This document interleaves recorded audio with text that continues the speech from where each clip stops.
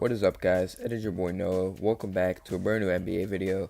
Before I get into this video, I just want to thank you guys so much for the ton of support you guys have been showing.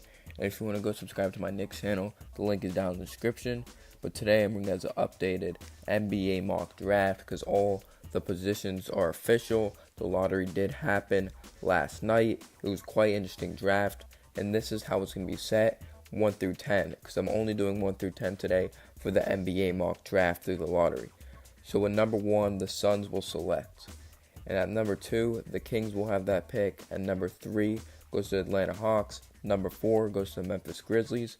And number 5 goes to the Dallas Mavericks. And number 6 goes to the Orlando Magic. Very interesting. And number 7 goes to the Chicago Bulls. At number 8 goes to the Cleveland Cavaliers. And number 9 goes to the New York Knicks. And at number 10 goes the Philadelphia 76ers. So let's get right into it. To you guys, I might be starting off weird or interesting. With the first pick, I have the Phoenix Suns selecting Luka Doncic from Real Madrid. This kid could play. He was able to play since he was like 12, 13 years old overseas. I made a whole video on him. If you want to go check it out, all you have to do is click the link in the description. This man showed he could ball out since the age of like 11, 12 years old. He started playing with older kids when he was younger, but per 36 minutes, I think is a crazy statistical category. This man could score big down the stretch, averaging 21.0 points per game, 6.7 assists per game, 7.6 rebounds per game per 36 minutes, and not per 36 minutes. He averages 14.5 points per game, 4.7 assists per game, and 5.2 rebounds. This man, in my opinion, is the best passer in the draft. And a great acquisition of bringing in head coach, assistant coach of the Utah Jazz, Igor, who did coach Luka Doncic in Slovenia. I think he just fits the system a lot better than DeAndre Ayton. And of course, this is a no-brainer. If the Sacramento Kings don't draft him, they're just retarded. With the second pick, I have the Sacramento Kings selecting DeAndre Ayton. Of course, he's the best player in this draft, in my opinion. He can stretch the floor, knock down the three. The only thing that's knocking him in the NBA is his effort on defense. If he tries on defense, he'll be a great defender. He has all the tools, the wingspan, the height, and everything. Coming off 20.1 points per game, 11.6 rebounds per game, I believe he'll fit in really well with the Kings team in their future. And this is when it starts to get really interesting. You don't really know who's going to go number 3 and beyond. We all know DeAndre Ayton and Luka Doncic are going to be somewhere in the 1st and 2 range or top 3. But this is where it gets interesting. With the third pick, I have the Atlanta Hawks selecting Jaren Jackson Jr. from Michigan State. He's a freak of an athlete, 6'10", 7'4" wingspan. He's only 18 years old. This man has potential to be a great player. He's that potential to be that great player that could be really good or be a big bust. He's only 18 years old. He did only average 10.9 points per game, 5.8 rebounds per game, but there's a lot of players on the Michigan State team that could score points in bunches, such as Miles Bridges. And 1.8 assists. His only weakness is he gets in a lot of foul trouble, which is actually big at the next level, grabbing offensive rebounds and turnovers. But besides that, he's a frequent athlete. If he just works on those things, I think he'll be fine in the NBA. And I think he'd be really great pairing next to John Collins, and that'll be a freakish front court. Next up, Marvin Bagley. I have him getting drafted by the Memphis Grizzlies with the 4th overall pick. Marvin Bagley from Duke, who is a freakish of an athlete, but I think he relies on his defense way too much.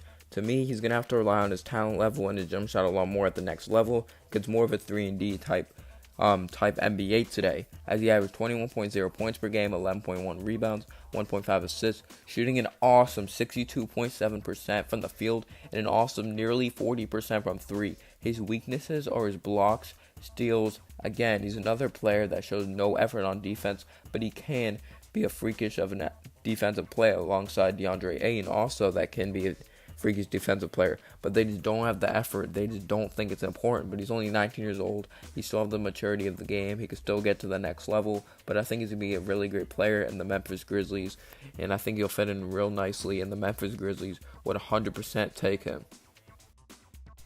At number 5, I have the Dallas Mavericks selecting Mohamed Bamba, who I think has a very, very high upside. the way his wingspan is, a 7'8" wingspan at his height, a 7-footer who could stretch the floor. The 3-point percentage may not show that he could shoot the 3 at 27.5%, but if you see his shot, he doesn't have the worst looking shot. He could have definitely adapted to the NBA today. There's some players in the NBA that could shoot the 3, but their 3-point percentage might not be the highest. If you look at Joel Embiid, he doesn't have the craziest 3-point percentage in the regular season, but he can knock it down, as we all know, shooting 68.1% of the foul line, 12.9 points, 10.5 rebounds, and if you look at that, he's a freak of a defensive player, has definitely a high upside playing at the defensive level, averaging 3.7 blocks and nearly a steal, shooting 54% from the field. I think he could be a big bust, or he could be a big star in this league, just like Jaren Jackson Jr. He will be a freakish of athlete. To me, this is a very interesting position. At number 6, I have the Orlando Magic selecting Trae Young, who they're calling Curry 2.0. He can shoot the ball. He has unlimited range. He has a great passing ability. His weaknesses are his height, as he's listed as 6'2", maybe even shorter, with only a 6'4" wingspan, 180 pounds. But the good thing is he has big shoulders, so he isn't the weakest. He's not the skinniest. He can get it done, and I believe he's a competitor. I think he's going to be great. But the only thing, if he goes to Orlando Magic, he might actually be a bum, because whoever goes to Orlando Magic ends up being terrible, unless you're Aaron Gordon. He's doing all right, but he just doesn't. There's like players that just don't fit in the Orlando Magic offense, and the Orlando Magic need to take a risk. They need to make a step, being that franchise again with the Shaquille O'Neal, Penny Hardaway days. So I recommend they take best player available, in my opinion, Trae Young. He can shoot the rock, averaging 27.4 points per game. Next up, we have a freakish of a player. I have the Chicago Bulls selecting with the 7th pick, Michael Porter Jr. Of course, we have a small sample size, but when he was in high school, he was getting comparisons to Kevin Durant. Sucks he got injured, but if he stays healthy, I believe he'll be a great player, very athletic, could shoot the rock, he could do it all. With the 8th overall pick, I have the Cleveland Cavaliers selecting Wendell Carter Jr. from Duke. As we all know, they don't have a permanent center. And of course, in my opinion, Tristan Thompson is not their center of the future, like I mentioned in the other mock draft video. And Wendell Carter Jr. has drawn big comparisons to Al Horford type player. Of course, to me, he would get a lot more attention if it wasn't for Marvin Bagley, because this dude has a very high upside. Of course, like I mentioned, he's getting comparisons to Al Horford, a very solid big man who could shoot the 3 at a very high level, 13.5 points per game, 2.0 assists per game, 9.1 rebounds, 2.1 blocks, nearly a steal, shooting 74% from the foul line around, and shooting an awesome 41.3% from 3.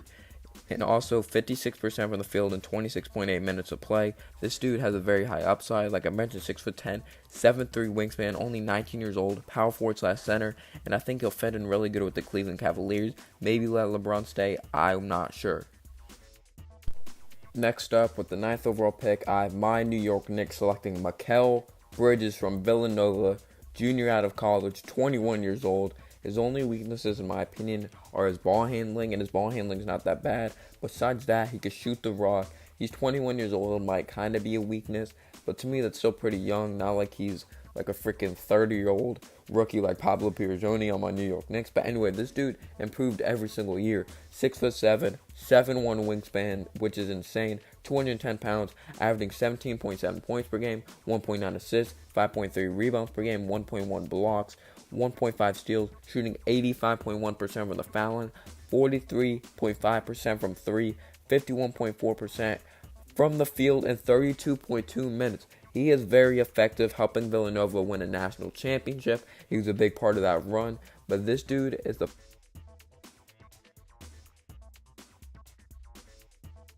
As while I'm filming this video, Mike Budenholzer has just been hired by the Milwaukee Bucks. He is officially the Milwaukee Bucks head coach. Congratulations to Mike Budenholzer, who is one hell of a coach when he gets the pieces around him. So let's give him a round of applause.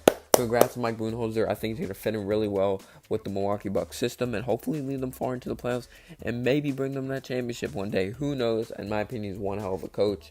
And yeah, with the 10th overall pick, I got the Philadelphia 76ers selecting Miles Bridges, small forward / power forward from Michigan State. He is one freakish of an athlete, of course, coming back to college, which he shocked the college basketball world and the NBA world by returning back for another year in Michigan State. Of course, there's a lot of touches by but a bunch of different players, so he didn't really get to shine like he usually wanted, how he wanted to, but he did one hell of a job. 17.1 points per game, one hell of a score. But thank you guys so much for watching.